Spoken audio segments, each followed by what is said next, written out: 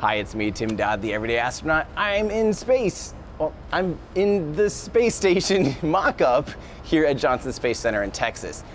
And I'm here to talk to you guys about food. Because food is obviously a huge part of our lives. I mean, not only is it how we get nutrition to live, but it's also a really big part of our mental well-being and even feeling at home.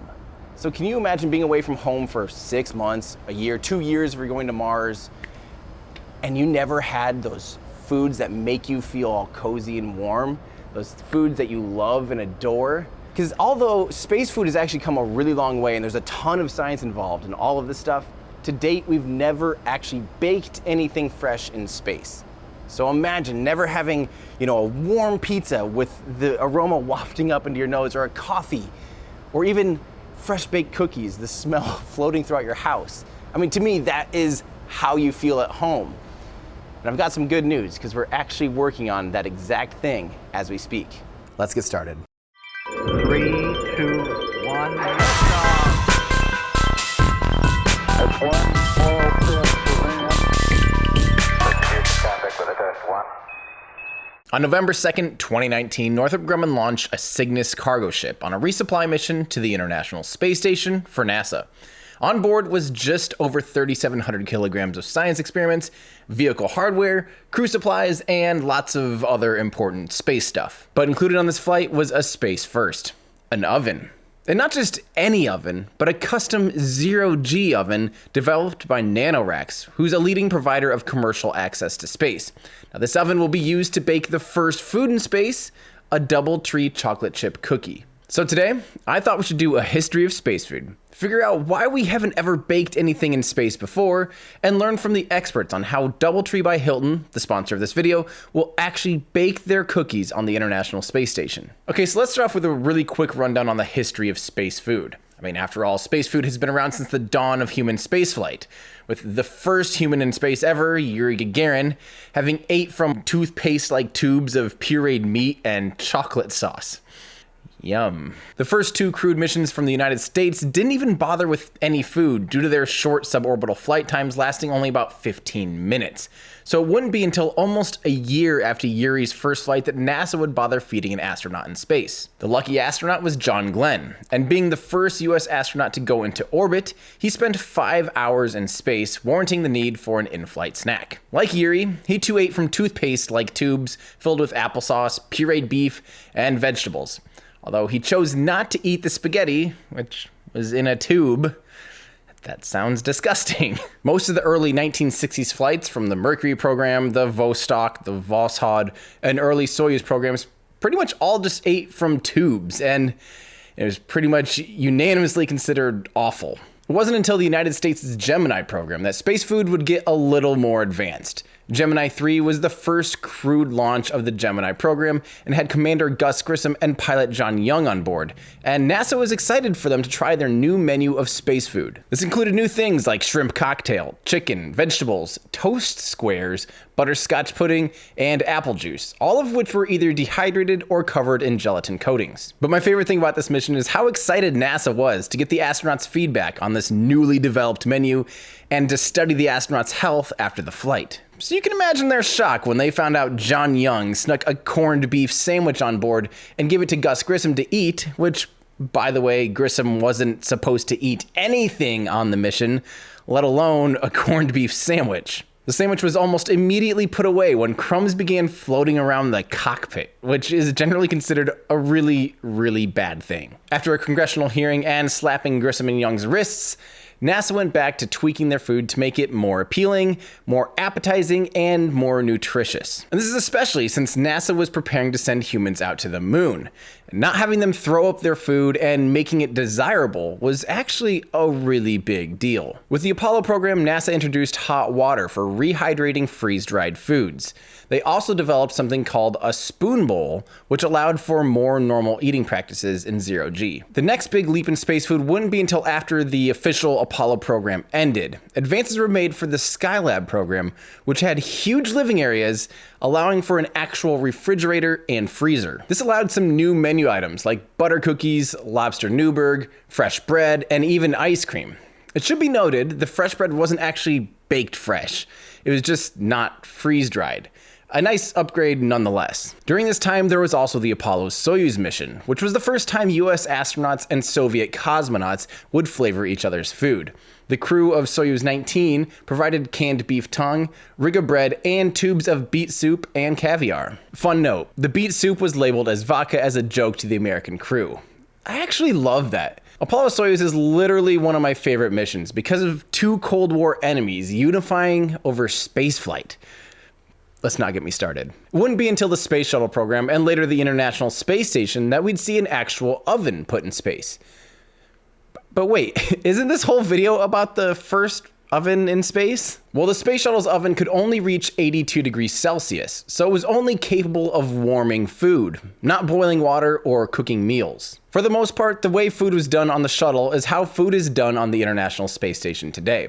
The astronauts do get supplies of fresh fruit on resupply vehicles every few months though, and along with some other surprises. But perishables don't last long and cargo resupplies are few and far between. In 2015, the Italian Space Agency launched an espresso machine called Espresso or ISS Presso, which allowed astronauts to freshly brew espresso. They even had a cool zero-G coffee cup. But the coffee in space mission ended in 2017. So that brings us up to speed to today, when there is finally an actual oven capable of cooking fresh meals and items in space. So in order to understand where exactly this new oven will be installed on the International Space Station, I spoke with Liz Warren, who is the Senior Associate Program Scientist for the International Space Station U.S. National Laboratory.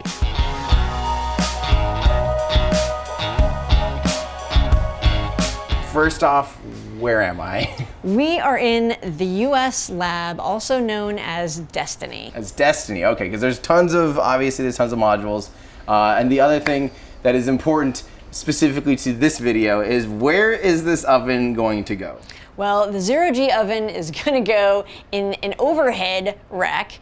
Overhead? in the Destiny module. Okay. So, and of course, it doesn't matter that it's overhead when we're in space because we're just going to float and use it normally. Yep. This rack also features a potable water dispenser, which is where the astronauts are able to fill up drink bags. They're also able to rehydrate food pouches that have been dehydrated in order to launch them to space. Well, and that's basically the only way right now that we have a way to have, I guess, fresh-ish food or like add kind of flavor or texture that we might be more used to, right? We dehydrate it to go up and then have to rehydrate it. Is that pretty much right? That's pretty much it. There's food that is thermostabilized, so it's been put into a pouch and irradiated, so it's very safe, no microbes for the astronauts. Kind of maybe potentially boring. You know, it's actually, the food is tremendously good. Like, I've tried a lot of different foods that are launched to the space station, but it is a little limited after you know, day in and day out. Yeah. There's the dehydrated food that we talked about, adding either hot or cold water to reintroduce water into the food.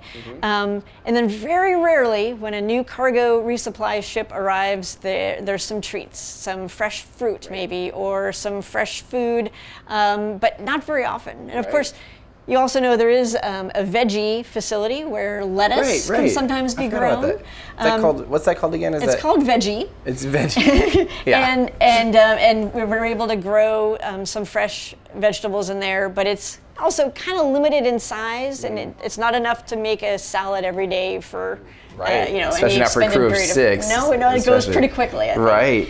And so I guess the question is then, this is obviously it's a pretty big deal to be able to actually bake something in space. I mean, it opens up some new possibilities for your diet, obviously. Absolutely, and it asks some pretty interesting questions. So not only does it provide the ability to, in the future, for astronauts to be able to make their own foods, which is a challenge, right? But it also asks really interesting questions. So there's no convection in space, so hot air doesn't rise, cold air doesn't sink. So how is an oven going to work? It also has to be safe. Obviously, yes. So designing an oven to work on the space station took a lot of work. Yeah, is that why it's never, I mean, it's never been done before, and we've been in space for over 50 years, like almost 60 years now, and we've never baked anything in space. It seems like a pretty, important step, you know? I think part of it also has to do with the amount of time that you have. The astronauts aren't given hours of time for meal prep. They're working 12-hour days. And so the ability to take some pouches, put them in it's literally a warming container. It's like just, it's got some, thermoelectric heating coils. It just warms up their food, or they add hot water.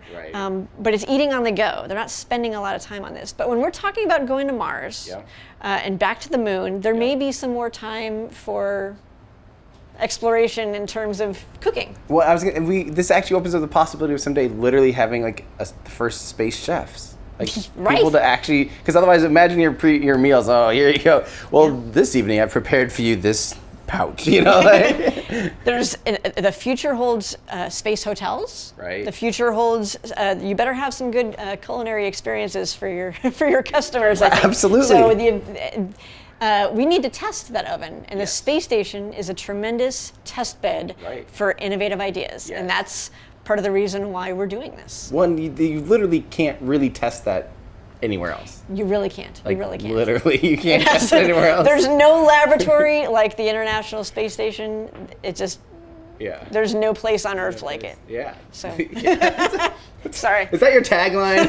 It should be. If it's not, there's no place on Earth like, well, except for this. Well, this is, but we got you there. So once I got a good sense of where the oven will be and why it's important, I went down the road to NanoRacks, who built the oven that the DoubleTree chocolate chip cookie will be baked in.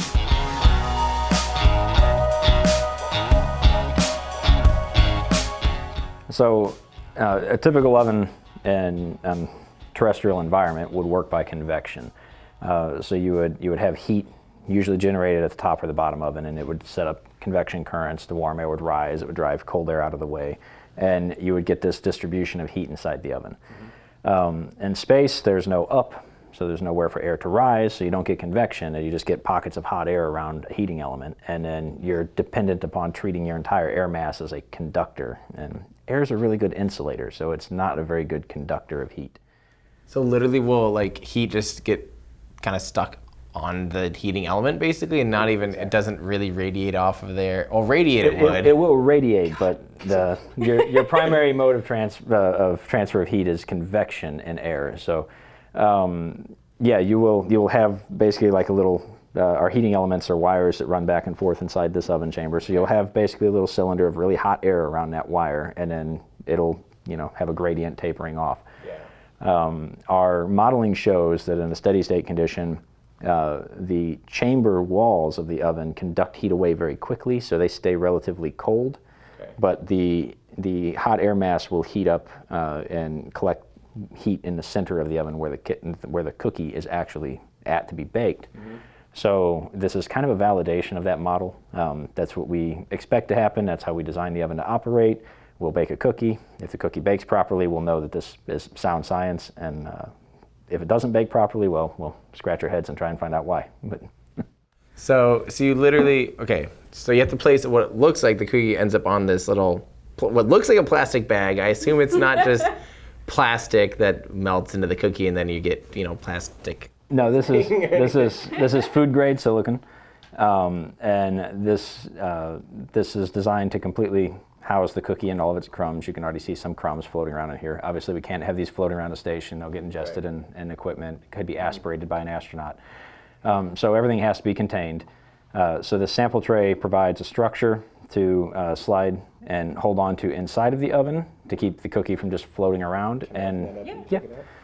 So the sample tray slides into the oven on those rails and is securely held in place, prevents the cookie from floating around and running into the heating elements. The silicon sheets contain all of the cookie crumbs and bits that could come off of it. Right, especially like when you open the door, you wouldn't want, there's probably some air current that could happen and fling a bunch of stuff everywhere. Yeah, and the other important thing too, and the other rationale for why we really had to do the tray, other than obviously all the points Caleb's already made about containment and all that, is also keeping it in the center of the oven, right? If you put something and you let it go in space, it just goes wherever it was going or whatever direction it was headed in, right? So part of the issue that we had to solve was actually keeping it stationary in the center of the oven so that it will actually be affected by that heat evenly, and to keep it centered in the heat instead of moving around or getting all the way towards the back or something like that where we'd have a problem with the baking. Right. And okay, I for some reason heat flow is one of those things that still hurts my head. I just don't get it, you know, especially when dealing with rocket engines and stuff. I'm always like, well, but it's touching it. So I don't know, like it just it hurts my brain. I'm not very good at understanding. So does the tray at all end up like receiving any heat flow and directly heating the cookie like through would that still be convection? It's entirely conduction with very little radiation. So the radiation tapers off with distance as, was it R squared, I think, 1 over R squared or something. I'd have looked the formula up again. Don't quote me on the video on that. So the radiation tapers off with distance. So with the very small heating elements, your radiation effect of the heating is so small by the time it gets to the cookie that it's almost negligible. But the entire air mass is heated. And with the air mass being hottest in the center of the oven, and it will be conducting to the cookie. Okay. So, and that's the air mass is conducting to whatever you're cooking in a typical convection oven. Is the same concept. It's just your air currents distribute the heat evenly around the inside of the oven.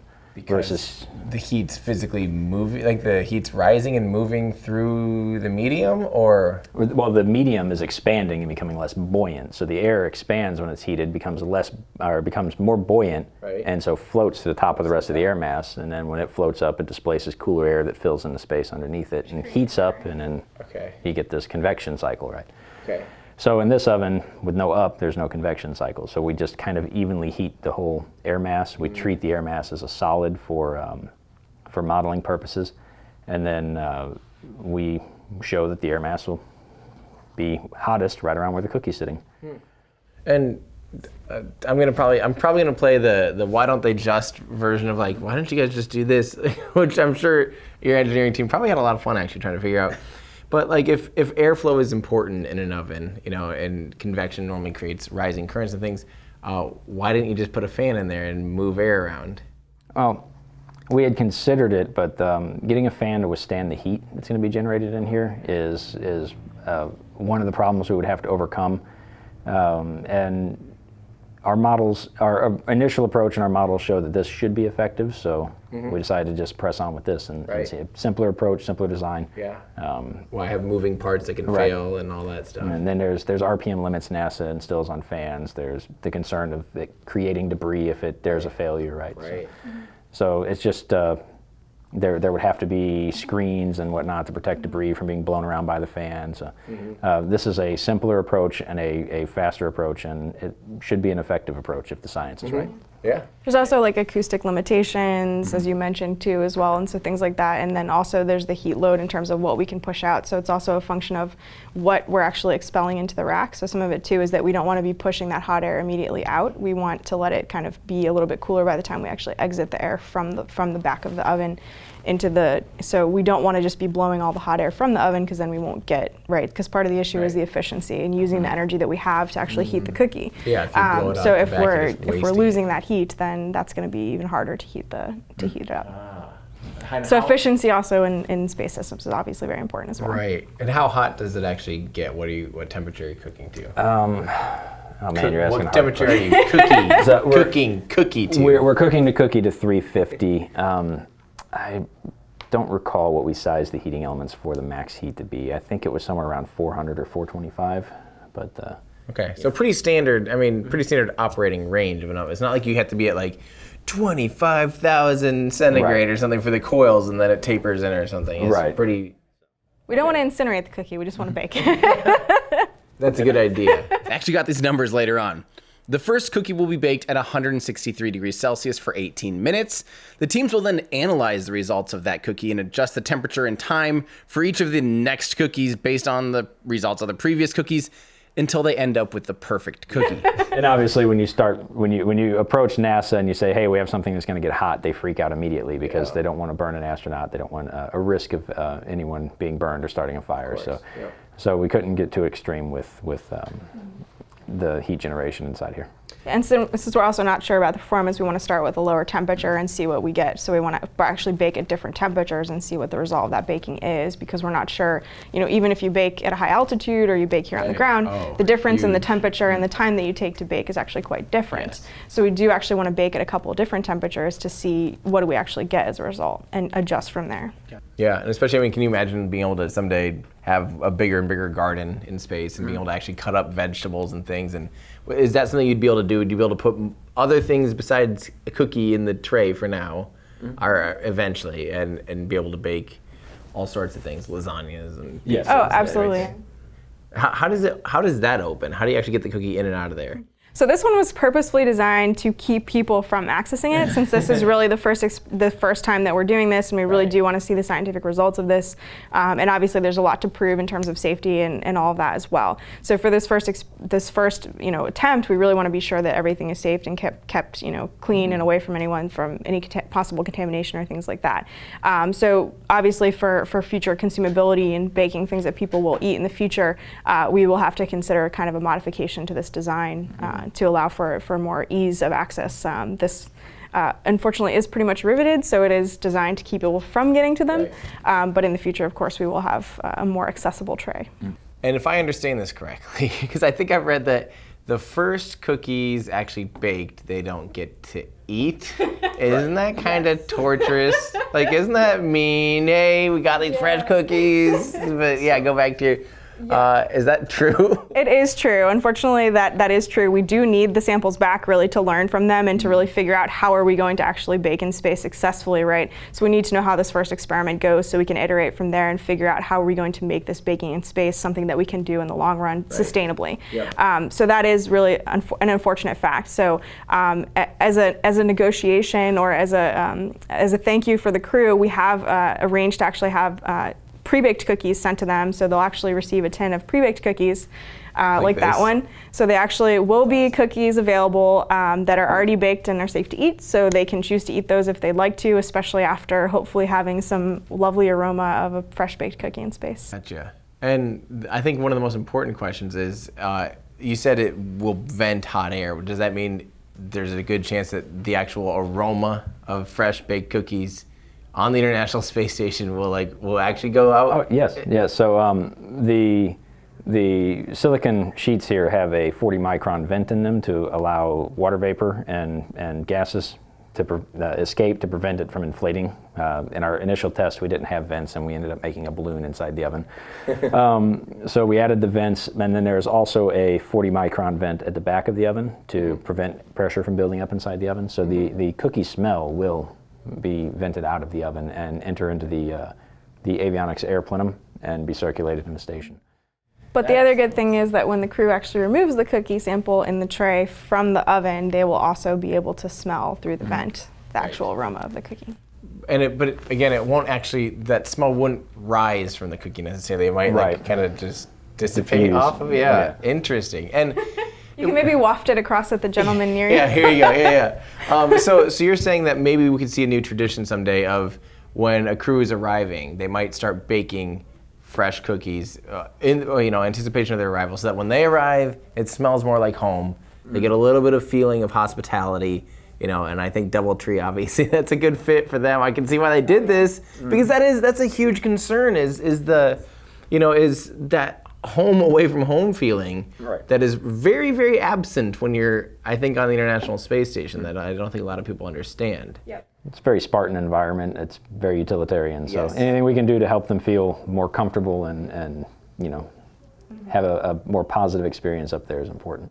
And they're there for a long time. Yeah. So, I'm sure at the beginning maybe it's not so bad, but after you've been there for a while, I can see it getting quite homesick. And as we look at going further and further away, it becomes more and more important to have an opportunity to really provide that comfort of home.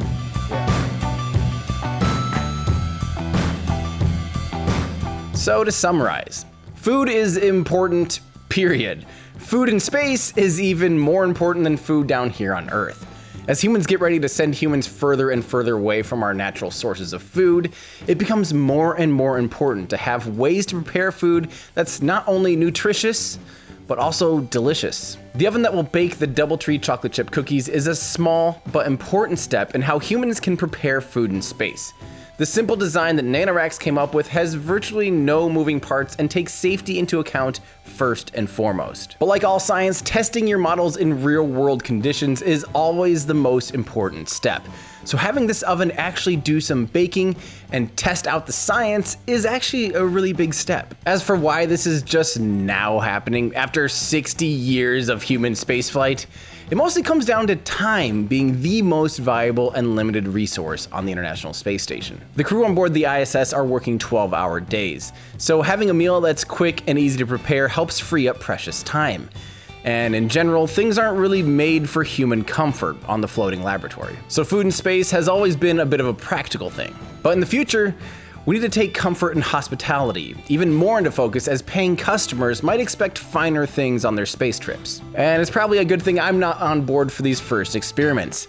Despite the first cookies being riveted shut, I'd probably be like, Houston, we have a problem. Something strange happened up here and the tray broke apart and the cookie accidentally flew into my mouth.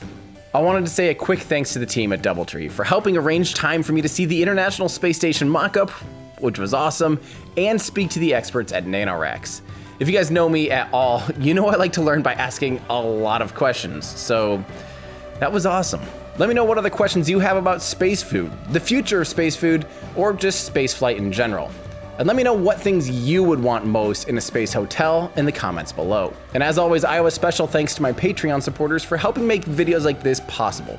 If you want to help me do what I do, consider going to patreon.com/everydayastronaut. Thank you. And another fun way to support what I do is to go to everydayastronaut.com/shop and check out some awesome merch. Thanks everybody, that's gonna do it for me. I'm Tim Dodd, the Everyday Astronaut, bringing space down to Earth for everyday people.